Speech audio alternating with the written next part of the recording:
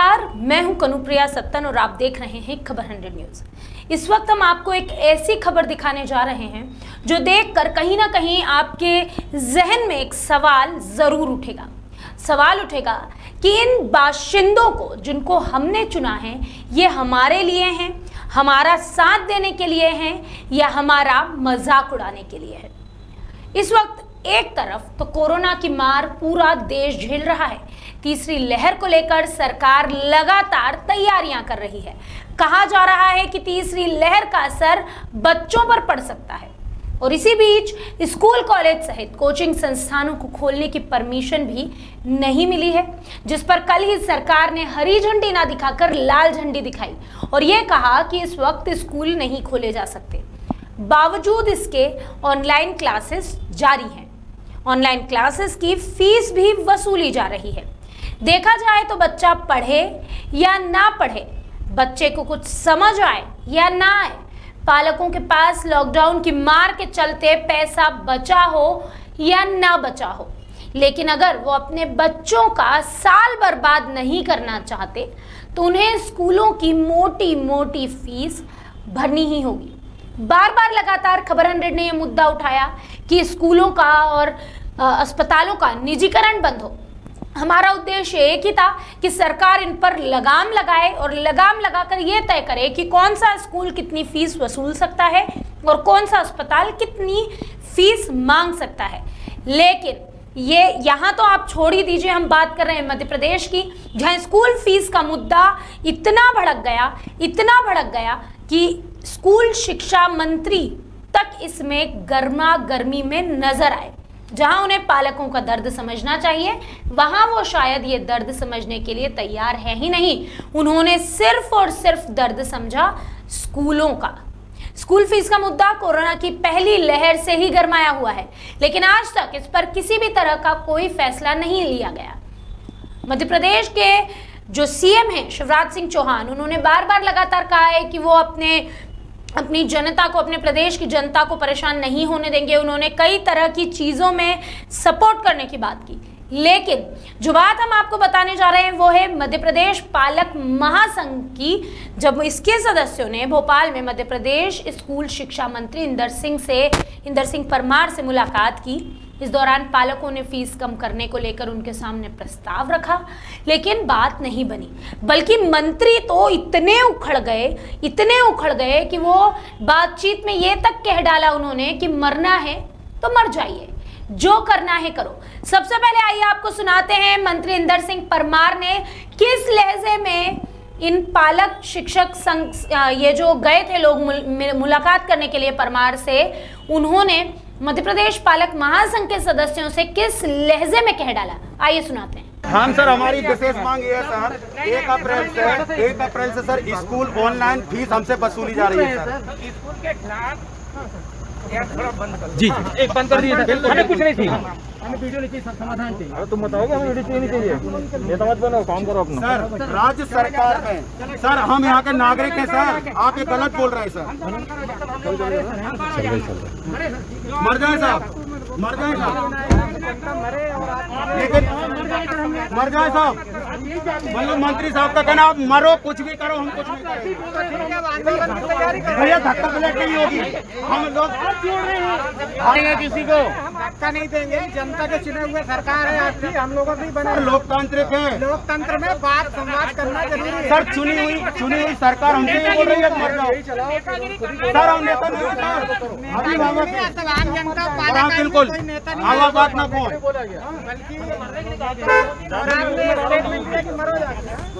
तो आपने देखा और सुना कि किस तरह मंत्री इंदर सिंह परमार ने अभिभावकों को अपने ही हाल पर छोड़ दिया। उन्होंने कहा कि मरना है तो मर जाइए, जो करना है कर लो। आइए एक बार फिर से आपको सुनाते हैं मंत्री इंदर सिंह परमार का वो बयान, जिसमें उन्होंने किस लहजे में ये कहा कि मरना है तो मर जाइए। हाँ सर, हमारी विशेष मांग ये है सर, 1 अप्रैल से सर स्कूल ऑनलाइन फीस हमसे वसूली जा रही है सर। स्कूल के खिलाफ थोड़ा बंद कर जी एक बंद कर दिए। हमें कुछ नहीं चाहिए, हमें वीडियो नहीं चाहिए, समाधान चाहिए। अरे तुम बताओ कि हमें वीडियो चाहिए नहीं चाहिए, नेता मत बनो, काम करो अपना। सर राज्य सरकार में सर हम यहाँ के नागरिक हैं सर, आप ये गलत बोल रहे हैं सर। मर जाए साहब, मर जाए साहब, लेकिन मर जाए साहब, मतलब मंत्री साहब का कहना आप मरो, कुछ भी करो, हम कुछ नहीं करेंगे भैया, धक्का बुलेट नहीं होगी, हम लोग देंगे किसी को धक्का नहीं देंगे। जनता के चुने हुए सरकार है आपकी, हम लोगों की बने। लोकतांत्रिक है, लोकतंत्र में बात संवाद करना जरूरी है। सर चुनी हुई सरकार हमसे ये बोल रही है मर जाओ सर, हम नेता नहीं है सर, अभिभावक है। आम जनता हाँ बिल्कुल, आवा बात ना कौन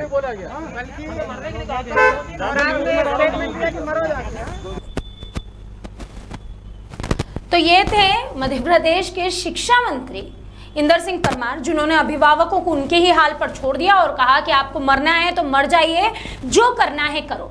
अब इस अभद्रपूर्ण व्यवहार की वजह से पालक संघ और अभिभावकों में काफी आक्रोश है, जिसके चलते उन्होंने स्कूल शिक्षा मंत्री के इस्तीफे की मांग की है।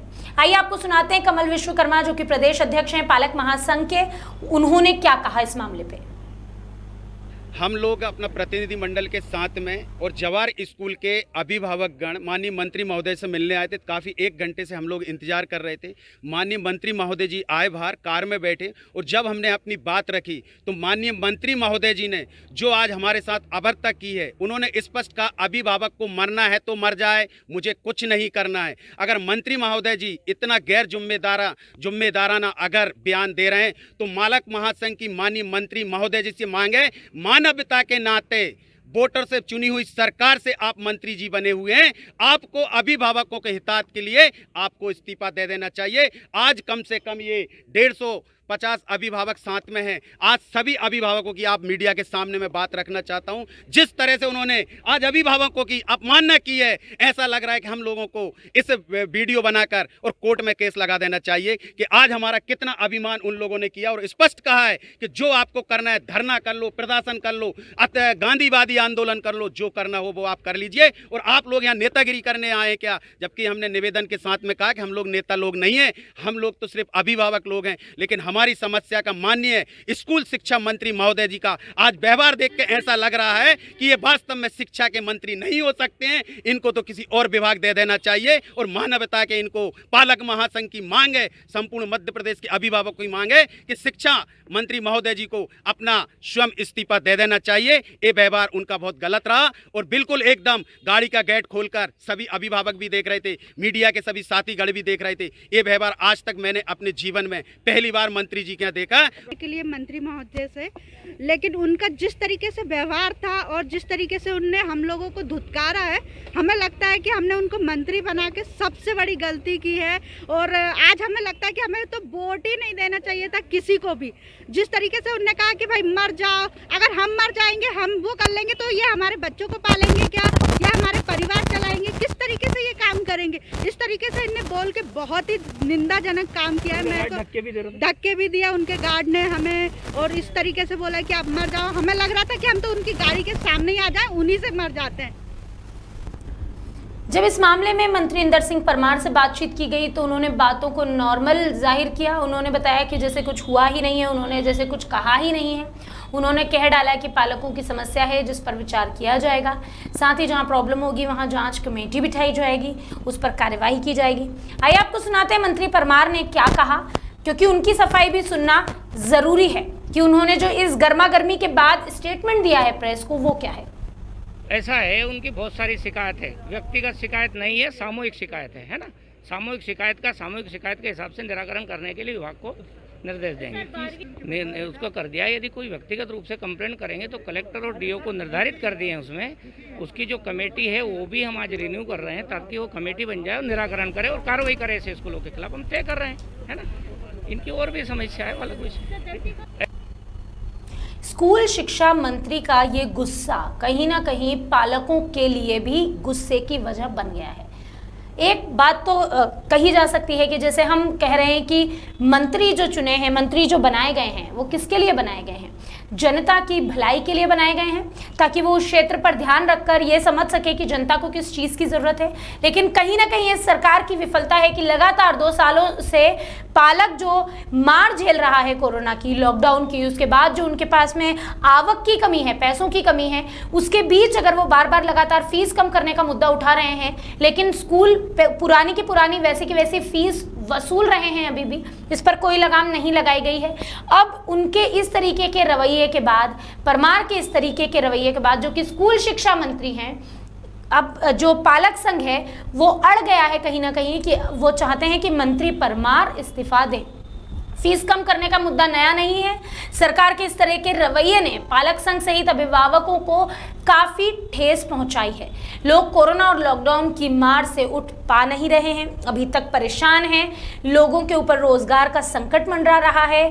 दूसरी तरफ अभिभावक अपने बच्चों की स्कूल फीस को लेकर भी परेशान है। ऐसे में ज़रूरी है कि सरकार अपनी जिम्मेदारी समझे, फीस कम करने के मामले में तेज़ी से कोई फैसला ले, क्योंकि यही जो हम बार बार लगातार आपसे कह रहे हैं या उठा रहे हैं कि स्कूलों में टीचर्स से भी अगर आप बात करेंगे, शिक्षकों से बात करेंगे अगर निजी स्कूलों में, तो उन्हें भी सैलरी नहीं दी जा रही है, उन्हें भी आधे से कम सैलरी दी जा रही है।